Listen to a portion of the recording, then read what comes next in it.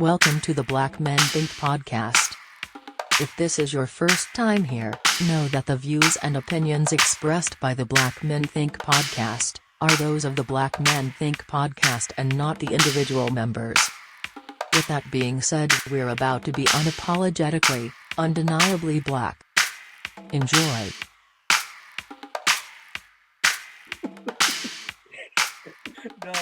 I'll leave my t-shirt and did my undershirt, man. Huh? T-shirt thirsty than a mug, boy. All right, okay. So we got a little jokes. All right, okay. I'm gonna let you have tonight, man. I don't even have it in me, man. Well, my dog, straight off of Rice Street, boy. Like, I did 300 dips, 1,200 sit-ups, 300 I've been push-ups. working great shift. Oh man, well y'all stupid, man. Look, hey, welcome to the Black Man Thing podcast. I know we haven't been on in a couple of weeks. We apologize. There's no excuse. If you're on Patreon, you did get episodes, but if you're not on Patreon, y'all didn't get any episodes. So sorry. And now that that's out the way, one quick story. So in pre-production, we were just talking about like how living in Atlanta, seeing different type of like luxury vehicles is nothing to us. Like we see that on a regular basis, right? Corey, now we from a city called Macon. It's like an hour away. Where like if you see some of those cars down there, you're gonna kind of turn your head and wonder like, yo, who is this? And maybe not so much now. I'll say, maybe some years ago, because I don't know. I'm not there like every day to truly comment on it. But bruh, I say this to say, I was at Publix, and there was a vehicle. It was a Benz. It was like it might. I don't think it wasn't a C class. It might have been like an E class, but it was clearly like probably somewhere in the 2018, 2019 range. So like not brand new, but somewhat newer Mercedes Benz. Yep. And it had it had a bumper sticker in the window that says caution, this is my first car, teenage driver. And I was like, hold up. Right, it was like on so many levels, right? And you know how that things go through your head, and I'm like, all right, hold on, teenager, my first car, Mhm. and I'm like, bro, yeah, like what's going on here, right? You know what I'm saying? And I know it's levels, like I'm not even trying to downplay levels or whatever. But then of course, it was like two white girls got in the car, and they were clearly like teenage white girls, probably like 17 years old, something like that. And they got in the car, and I was just like, yo, like what what do your parents do that would allow them to give their child their first car being like a E class? It's clearly your parents' old Yep. vehicle, but I'm just saying like what's going on in that world to be like, yeah, mess this one up. Like don't mess up the Honda Accord. Like if you get in an accident in this car. Like it was wild. It was a wild thing to me because I was just like, yo, times have really changed in this world, bro. Like, what was your first car? Think about that. I had that. 79 Chevette, bro. Right. 79 Chevette. What about you, Bo? It took. I had a what year was that? It had to be like a 2000. No. Whatever. It wasn't that recent. Like a 98 Maxima or something like that. The white one? The one Yeah. you had in Georgia State? I remember that. Yeah. Yeah, I Yeah, remember man. Maximum. Yeah. And I had Yep. a '87 Chevy Blazer. All of those cars that we named, that's just about right. That's like Yeah. that's where you want to be at for your first It's a car. good starter car, yeah. Well, those are good Right. cars. Like you had one car as a classic, you know what I'm saying, with the '79 Chevette. The Maximum is like the probably the car that more people will have for their first car. You know, it's like Hmm. clearly your parents had a reliable vehicle. They upgraded and was like, here, you can take our old car type of thing. And Right. my car was just like I mean, it was '87 Blazer, but that ain't brand new by no stretch of the imagination. Those are nice first cars. Those are cars where they somewhat reliable, but also if something was to happen, we ain't lose out on a lot of money, right? Like Yeah, if your '79 Chevette break down, oh well. You know yeah, what I'm you're saying? right. Or you can get a shade tree mechanic to easily fix that. Facts, facts. Yeah. Yeah, Like the 2018 E class, like E whatever, I don't know. No, Even that's just a whole nother. That's a yeah, whole nother level, bro. Like, I mean, you talking a different level of insurance, a different level of car maintenance. You, but you named it right there. You said two white girls got in it. yeah. And see, here's the There thing, you go. right? My thing is, it's not even a money thing for me. It's not even a class thing. It's just it's the first car is what I'm Oh looking yeah, at. It's really that. Like if they were like college kids, um, I still would have looked at it a little funny. But I mean, like, fam, we talking about like legit at best senior year in high school. yeah. Just like, yo, where do you go from? Where do you go from there, right? And I don't know. It had my mind kind of like twirling and just all kind of stuff just kind of going on in my head at the same time. But I was just like that wowed me though, No, man. my kids ain't worked hard enough, bro. Yeah, yeah. I My feel kids ain't worked hard enough for that to be their first experience. I mean, even if, like, say, even if I got it yeah, and we yeah, yeah. rolling like that, it's just certain things, bro. Like, it's kind of a principle. Like, you gotta live a little. You need to earn a little. Facts, You bro. I know? would do the brand new Honda Accord before I like gave Yeah, up my like, yeah, you know. 100%. That's just now maybe that car was, it was in the lower level of their fleet that they already have, and it's like yeah, that was their Honda Accord right. to And They them. might have a phantom at the house or Yeah, something. I'm saying, yeah, right, and right. that's why I asked. I was like, "Yo, like, what did your parents do for you for your first car to be like an E class?" Like, and Yeah, that's really that's the thing that I was thinking about because I'm like, "Yo, your folks," and I'm giving people the benefit of the doubt, thinking that everyone's being sensible with their finances, but I'm thinking your parents got to be like up for that to be Yeah, your number one, like your first car to yeah, go that route. You know what I'm saying? So. I don't know. gotta That's be. just something I saw, man. I wanted to bring it to the group and get y'all thoughts on it, though. Yeah, man. So, how everybody been doing? I know we ain't talked in. It feel like I mean we've talked, but you know what I'm saying. We haven't been on the pod in a couple of weeks. How the spirits of everybody? How everybody doing? I just woke up from a nap, man. I've been tired, my guy. It's been busy, man, to say the least, man. Just a few un you know unending weeks of work and family, and it's the end of the school year, so kids got a million things going on at schools and all that. So you know, had to take a little step back for a minute, but happy to be back on the podcast with the brothers. For sure, for sure. How about you, Corey?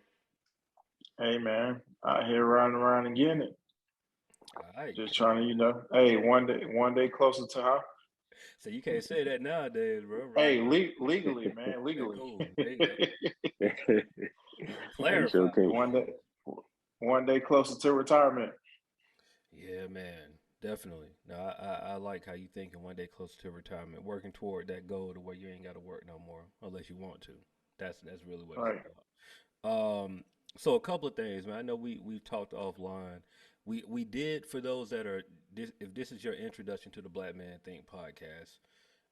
First off, we are a band of brothers. We're like it's a bunch of us, man. We seven deep, but you'll see mostly Corey and Mo and myself on the pod.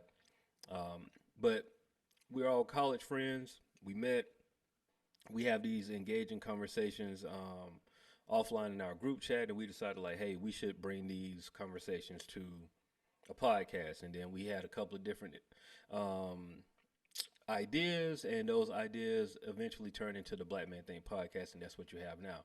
And so we talk about all these different critical things, and really whatever comes to mind. And more recently, we thought about doing a book club, and this idea actually came from shout out to Chris. He was like, "Man, we should start reading a book," and it was a Mis-Education of the Negro. And we decided, like, no, you know what? Let's bring that idea over here. One of our Patreon members actually kind of like put the battery in our back to say, like, yo, like y'all should really do this to be dope. And so we started. Now I have a confession myself, and I think Mo has a confession as well. We Hmm. both did the audio experience of this book, and we started with the first chapter. And I will personally here say that I probably gonna have to end up getting the book. While the audio version is cool, let's just add in like the representation that was on the audio version of what I heard. Hmm. It didn't, you know what I'm saying? Like, Yeah. I'll leave it at that. And I'm saying, do whatever you need to do, but me personally, I think I'm gonna have to like actually get the book and read it, as opposed to like doing the audio experience, unless I can find a different audio experience. Corey, I don't, did you get a chance to read it or listen? Yeah, I listened to the audio. Okay, cool. So, Yeah. How that work for you? I mean, I didn't, I really wasn't paying that much attention to the person's voice. I was trying to, make sure I was understanding what the person was saying more so than how they were saying oh, look at you, man. I'm so proud. I'm so proud. I it. Whatever, man. I'll say it's a book that for me just requires reflection. As I listen, and the pace of the audio that I found was so I don't know, it just flowed. But it was like every bar needs a moment to kind of swallow, and it probably works better actually reading off the pages. So I may try to adjust to Yeah, because it's an easy listen if you just ride and listen to a podcast. But for the sake of our conversations that we're trying to have on here, yeah. I kind of want to be able to have some quotables available and be able to reference back, and that's a little hard to do listening to the audio version.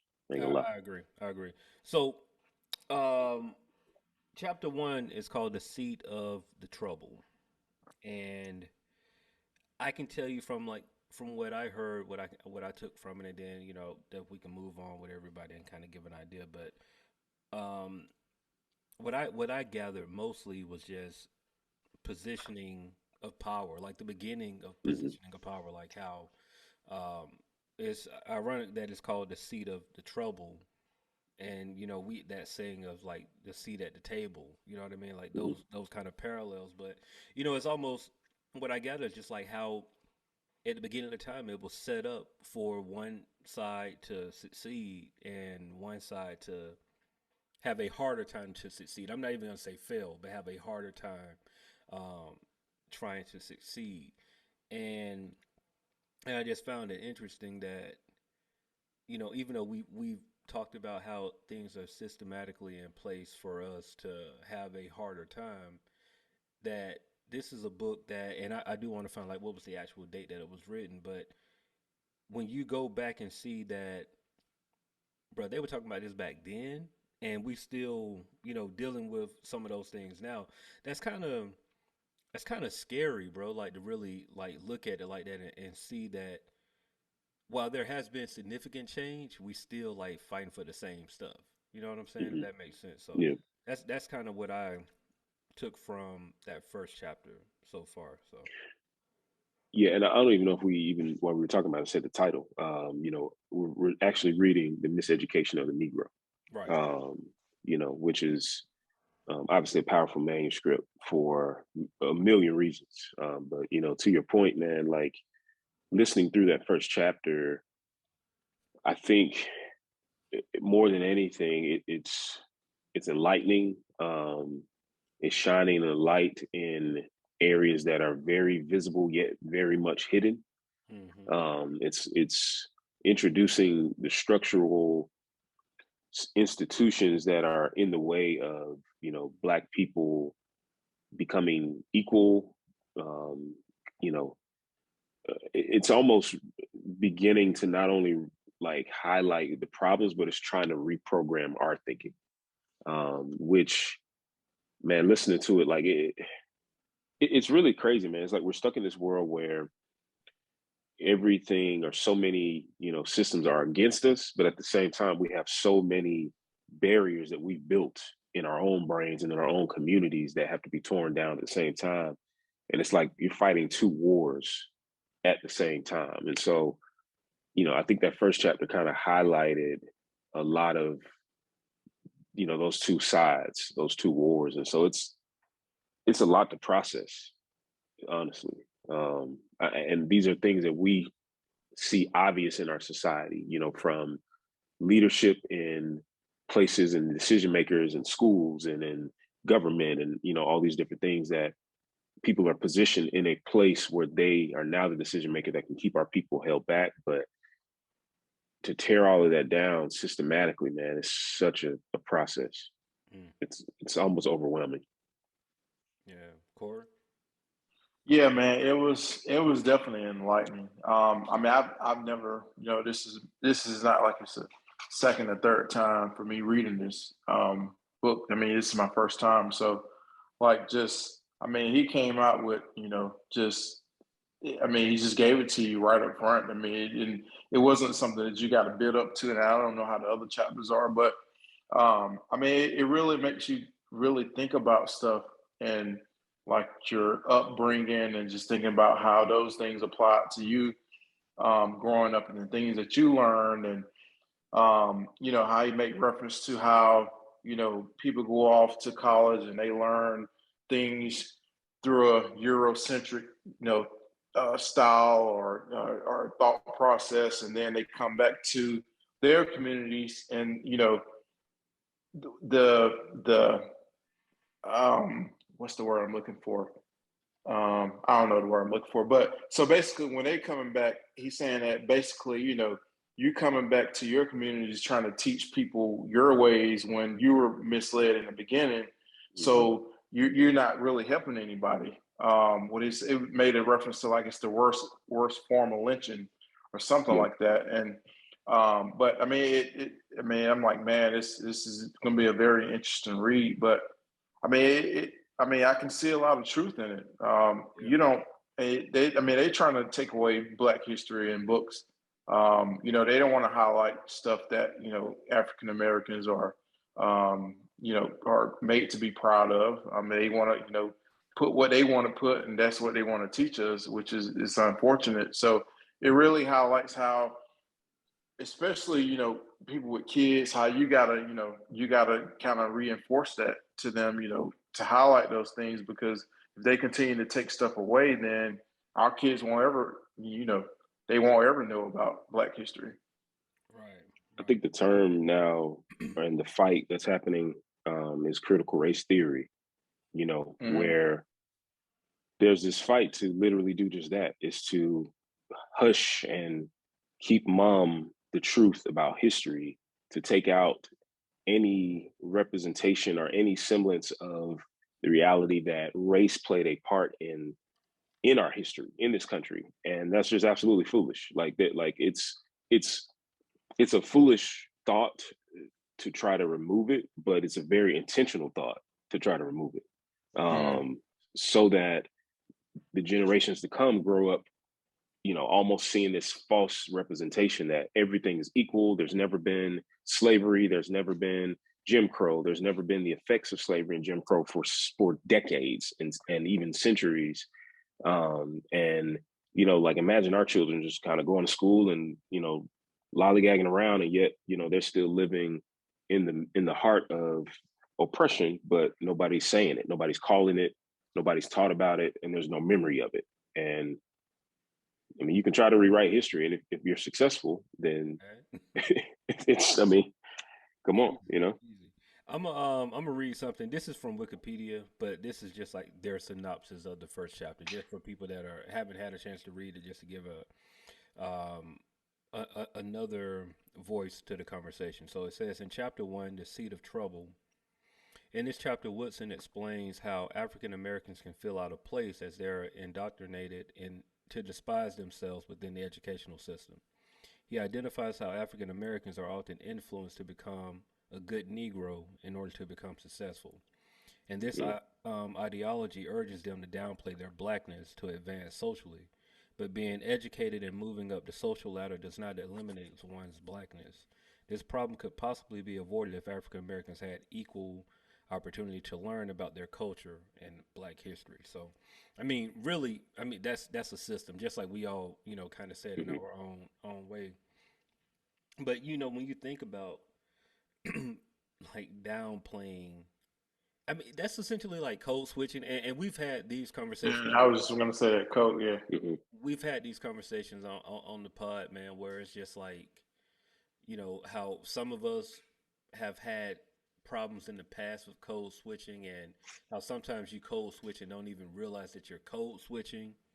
Yeah. Um, and the biggest problem with all of that is the things that we do to make them feel comfortable is it's alarming, honestly, bro. It's very alarming because you rarely see the other side. You Oh, rarely see absolutely. white people trying to make us feel comfortable, right? Like in a lot of cases, I'm not gonna say most cases, but in a lot of cases, uh, they come in with a sense of authority. They come in with a sense of pride and a sense of entitlement, and and that's in any setting, bro. Like this Hmm. is not corporate America. I've been in those situations where, bro, I can I can hold a door for an old white lady, and she'll walk right past me like you supposed to do that. No, like no acknowledgement. Like you ain't have to tell me thank you. I'm Hmm. that because I'm just a gentleman at heart. But like I mean, fam, I've been in those situations where it's like legit no acknowledge. Don't even look me in the eye. Give me no. No, it's just like as you should, and you know what I'm saying. Like keep it moving, bro. Yeah. And this is not like this has happened from 70-year-old to 40-year-old to you know what I'm saying, like down the line.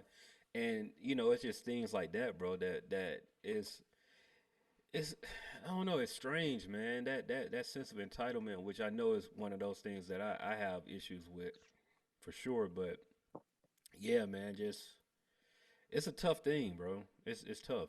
It really is a tough thing to digest and to like deal with, honestly. Mm. Yeah, it's sadder to see our to see that like we've assimilated to that point.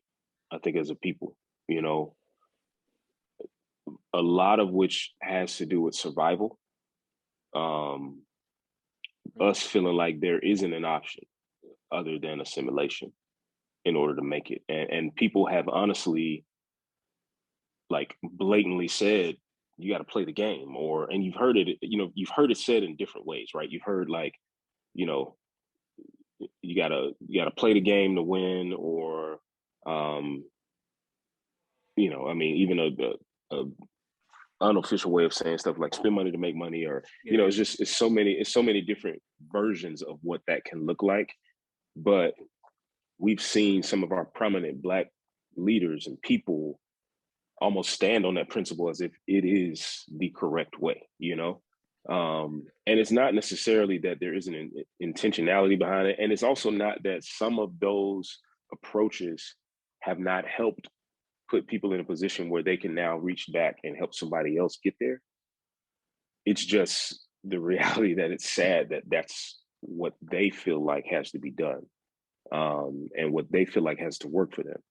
Um, And then you've heard the flip side of that where people have stood up and said, no, I'm tired of that. Let's create our own. Let's support our own. Let's completely remove ourselves from that system and live in our own system, you know, which unfortunately does have to start with people who have already made it, right? And yet again, you have to ask, how do you get to that point where you can, you know, divorce yourself from the system and say, I'm going to create my own. I'm going to do my own. I often hear somebody like Dame Dash always saying that, like, Hmm. you know, I'm going to do my own. Like, forget their leagues, forget their businesses. I'm going to do my own version of this. I'm going to have my own multimedia company, my own, you know, pro football team, not in their league. I'm going to create my own league, you know. And I get the mentality. Both worlds come with a price. Mm. And so as a normal, if I can use that word normal, black man who is trying to create that pathway that doesn't have to, you know, live behind just to create my own or bow to, you know, a white system that's created for white people's success. Like, what do I do? Yeah. You know, what do I do if I'm really trying to achieve? So it's a lot, man, a lot to swallow. Yeah, yeah, no, it is, man.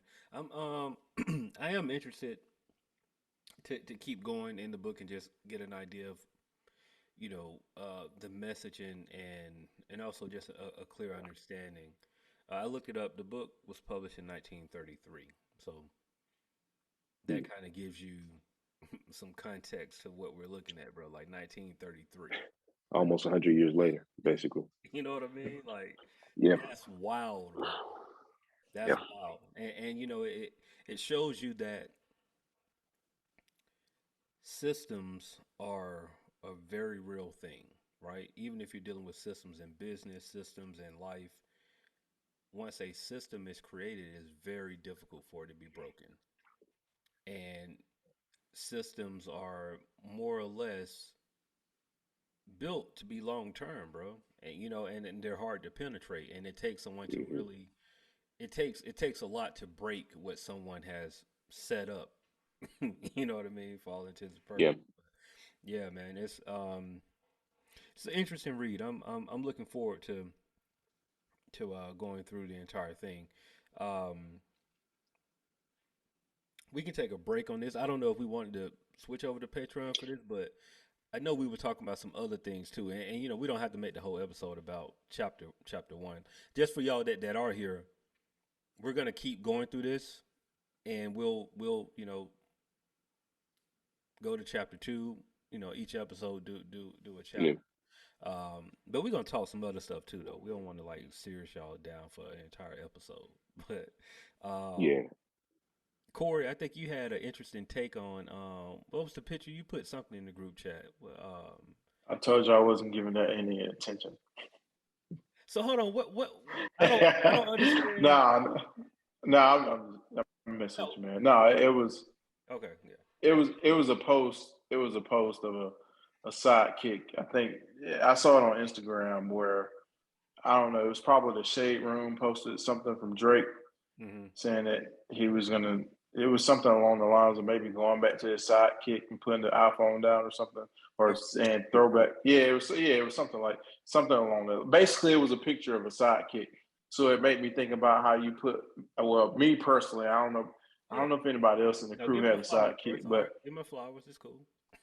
oh yeah, No, bro. Jay, I give credit where it's due, God, man. You put me on that sidekick, man. hold on. The first one and the Who is the second one. developer? Who is the developer of Sidekick? Like, what company was that? That Uh, was a T-Mobile product. it was That was T-Mobile, a T-Mobile Yeah, Sidekick. yeah, exclusively T-Mobile. Okay, right. I won't so forget that because I had to get a T-Mobile. Like I think at the time I had Sprint. This is wild. This is gonna show our age, but like it is what it is. At one point in time in our lives, we had a phone for calling, and we had a phone for text messaging. For the Yeah, most part, like I think hmm, I had like some type of flip phone on Sprint, and you could do T9, but like yeah, this was before text messaging was like unlimited. So you used to have to pay for text messaging. I know this sounds like hmm. a wild concept to our 24 and older audience, but yeah, you used to have to pay for text messaging. And so at the time, why the Sidekick was so like clutch, because it had AIM, which like that's AOL Instant Messenger for those that don't know. That was like a big thing at one point in time, and it had like unlimited text messaging. So going from a world where you had to pay per I remember character that. for text messaging to a world where it was unlimited and you had AIM, it was just like easy transition. So just walking around with two different. I can't remember how much that bill used to be. It was like maybe 30 or 40. like $20. Yeah, Yeah, it it was was like like $20. crazy. Yeah, But it but wasn't that keyboard was clutch though, man. 100%, 100%. Yeah, Right. yeah, I And that remember. See, little slide, that was I still got it, I bro. went, I still I got it. went a different route, man. I tried to. I'm just kind of wired that way. Like, if everybody doing this, I'm gonna try to find something on the other in the other direction. So I went with the BlackBerry for a while. Mm, I saw it in the I guess in the music industry. Like, oh wait, no purpose or reason why. I mean, people just had it. So I'm like, I'm gonna get this BlackBerry because it looks official, it looks corporate, looks like and I mean, you unfortunately, it doing came with something. no features whatsoever. It's just screen and a Yeah, QWERTY keyboard. At the end of the day, yeah, and then they try to keep up here and there and try to create flip version and the version with the screen and right, or the right. little pull up screen and whatnot. But end of the day, man, they kind of shot themselves in the foot long term. Blackberry was clutch too, man. I had Blackberry. I had two different ones. There's my main phone. Once again, that I like it had that push email, like you get the email right away. Yeah, I used to love that feature. Yeah, That's so funny that we're naming stuff that's like standard now. Like, So standard. right, exactly. like you just Yeah. said, it had the feature where like, bro, you can push a button and get all your emails. Like, Yeah. And they had pretty good speakers on that phone. I mean, on that phone. I remember that too. I see. I didn't have the BlackBerry. I was doing what you did, Mo, when it came to the Sidekick. I was like anti BlackBerry. I didn't want to have anything to do with it. But I Yeah. did have like Trio. I had went to the Trio. That was like, I don't even remember that. yeah, bro. It was like I mean, it was basically the I forgot whoever made the Trio, but it was the competitor to the BlackBerry. So the Okay. only difference was it had a color screen before BlackBerry did. I think originally BlackBerry had like a black. Oh, I know what you're talking about. It was silver. Yeah, yeah, it was silver. So it was It kind of was a like, palm. It was a palm. yeah, It was a that's what it palm was. product. Palm. Yeah, yeah, Yeah, yeah. Yeah, it yeah, was yeah, yeah. I palm. remember that. Yep, Yeah, exactly. So Palm it Pilot. had like yeah. a little um I remember that. The little, the yeah, little It stylus. pencil had to have the thick antenna. You had stylus. one with the thick antenna. Yep, yep. I had one with a thick antenna, and then I had one when Yeah, they got rid of the antenna when they kind of went even yeah. closer to BlackBerry. No, I kept a couple of those phones, man. I don't know. It's so I still weird. got mine. Yeah, like keeping some of that old technology, but it's the weird thing is I kept the phone, but I cannot tell you what the charge is at. So it's like, if you can keep the phone charged up because those batteries eventually die out. Yep. They sell. So it's like if you can keep the phone on a decent charge, you can pull it back up right there. I would be interested to see like what was in some of those phones because I still have a Sidekick in my Trio for sure. It's back from back then, those older phones. Hold up, did y'all ever have the Nokias where like you go get the face plates at Oh, the of course, mall bro. and then My get jump the was light up kitted. Yep, antennas? Atlanta. My jump was Yep. kitted out, bro. I had the different So color was faceplate. I had the hologram. I had the light up antenna. You play Snake on that thing. Yep. I do I remember Yeah. the had light that up too, bro. antenna. I remember the like your phone ring, it light up. I do remember hmm that. Oh yeah, I yeah, had that junk. Oh, shoot. That junk used to be lit, bro. You be in the movies, be so bro. happy when that junk light up. Be like, Yeah. yeah. Just No, No, the game changer. The game changer was the ringtones. 100%. oh yeah, yeah, 100%. When the yeah. ringtones came in. Do you remember hmm 3gupload.com? That's where we used to go to get hmm the Yeah. ringtones. I remember that. Yeah. I had a Sanyo something. It was like the first color phone that I had, bro. This was like game changer. The phone had went to color and it went black and white. Sanyo. Yeah, it was a Sanyo something. It was a little flip joint. But I That's do crazy. remember that, and I had all the ringtones. I remember Ace used to have. I put 20 foes as his ringtone. The song used to come on. I just cause that was like his favorite song at the time. I do remember that. That's the good old days, man. Stuff y'all. Crazy. I'm saying that, but like people that listen to this podcast, they're in our age group, so they can totally relate to what we're talking about. A few Yeah. stragglers coming in that may not know, but like our core group, they feel our pain. But that was a good time. That was what a time, boy. That was a good time, bro. Mobile to mobile Bro. calling, free after 9. And if Nah, you've been bro. there for a little while, I think you can play a little extra. You can get 7. It was like 8, then it Yep, moved to 7. yep. Free after that. Free after that. Unlimited minutes. Hmm. Be like, Bro, hey, it's call me wild. back. Call me back. You got T-Mobile, I got Sprint. Hey, call me back after 9. Yeah. It's low key wild thinking back about like the generations of cellular phones that we've seen, bro, Yeah. all the way back to the briefcase that we used to have to take and plug into the car. Unzip that whole thing, dog. Oh yeah, Dog, you yeah. remember those? Yeah. When we Yeah, were I kids, remember bro. those, bro. That's wild. Where my dad had one of them joints, man. Junk like a full-fledged briefcase, dog. Size Yeah, about 4 exactly. iPads. Yeah. Yeah. Like you taking a laptop with you? No, that's Right. wrong. No, it's Corey, you said daytime minutes. I think I may have told this story before, but if I have, I apologize. But I never forget though, the first phone conversation I ever had with my now wife, there's a running joke that I was like, man, I knew like you were the one because I talked to you for 360 daytime. Daytime minutes. Yeah. Daytime minutes. You didn't have number 400. No, I'm sorry. It was 180 because I talked to her for 3 hours. So yeah, I talked to her for 180 daytime minutes, bro. 3 hour first conversation with 3 hours, bro. I never forget that. I was like, yo, like I must That's crazy. really like this chick because I'm like, she don't on my daytime minutes. And like Corey said, I probably had 500 daytime minutes. Yeah, they didn't give Yeah, you man. only had a couple hundred. Yeah, it went a lot. It went a lot, bro. Yeah. They were nickel and diming us, bro, for the cell But phone. we didn't, we didn't know that's the only thing they offered. So it was like, Yeah, hey, bro. you gotta take it now. It's like, what? Unlimited can't get unlimited text messages? What? That's wild, Crazy. bro. That's wild to even think about. But look, we're gonna go over to Patreon, man, and talk some more junk. But look, for y'all that are listening, thank y'all for tuning in. We appreciate y'all. If y'all do want to be super supporters and join our Patreon, we would greatly appreciate it. It helps us to keep doing the content that y'all like.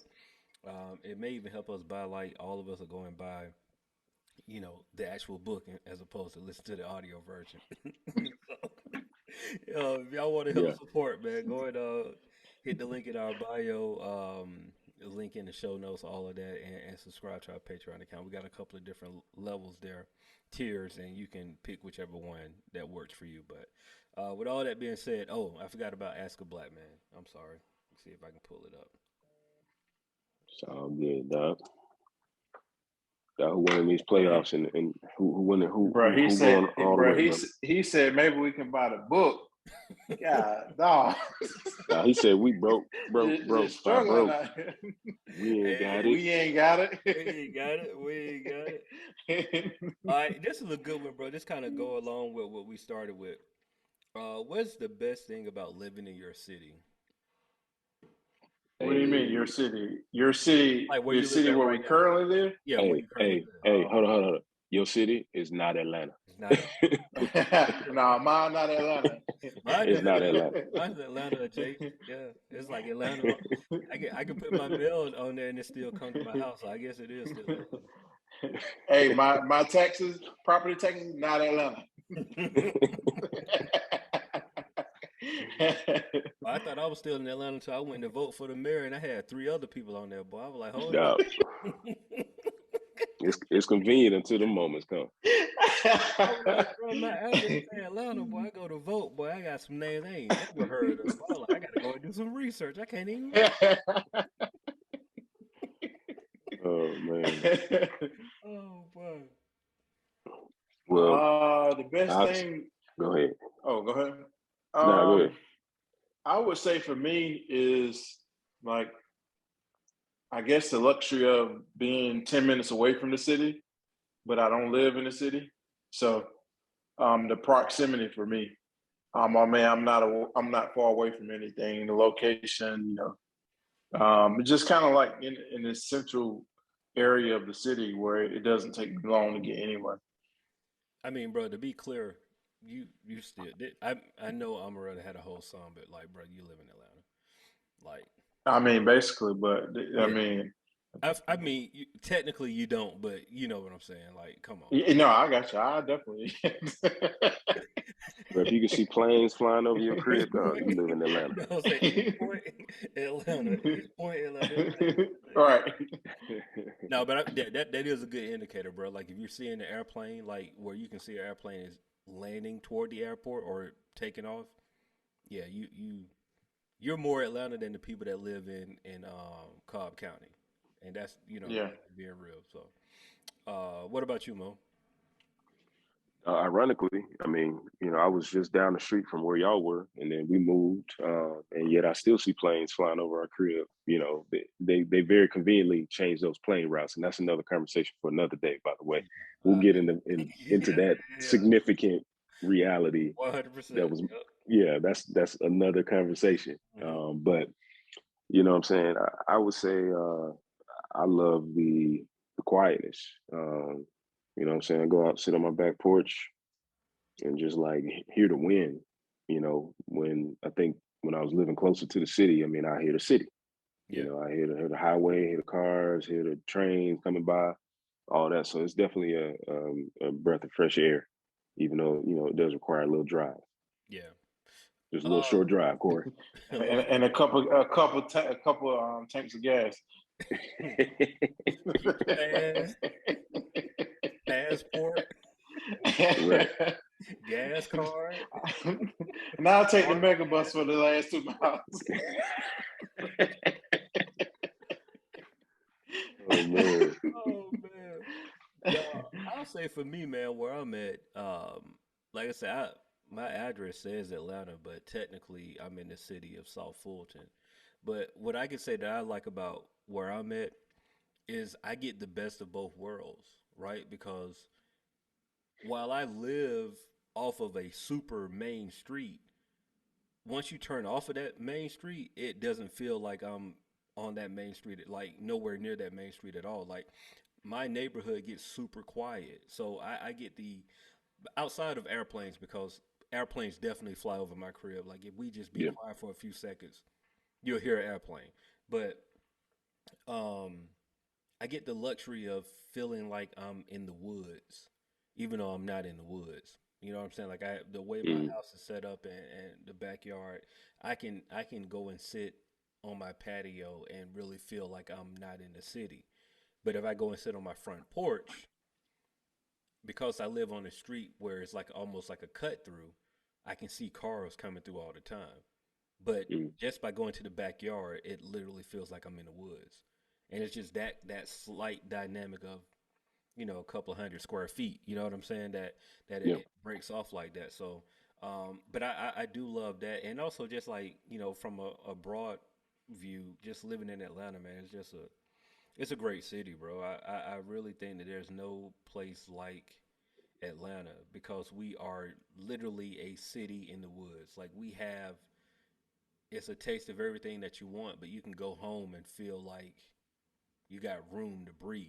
You know what I Yeah. mean? And that's the beauty of our city, as opposed to some other major cities, whereas you can be in a city like New York and it feels like hustle and bustle all day long, and you don't get that relaxation period. Versus here, bro, you can be in the mix and everything that you want, and then you can take a 15-minute drive, bro, and like be away from everything.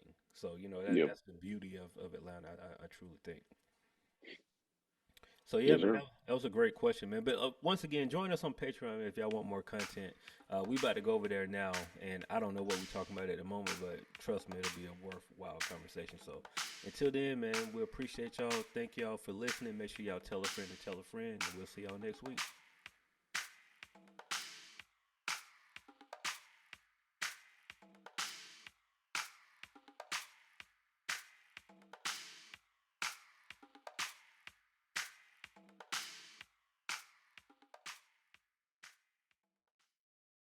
The Black Men Think Podcast.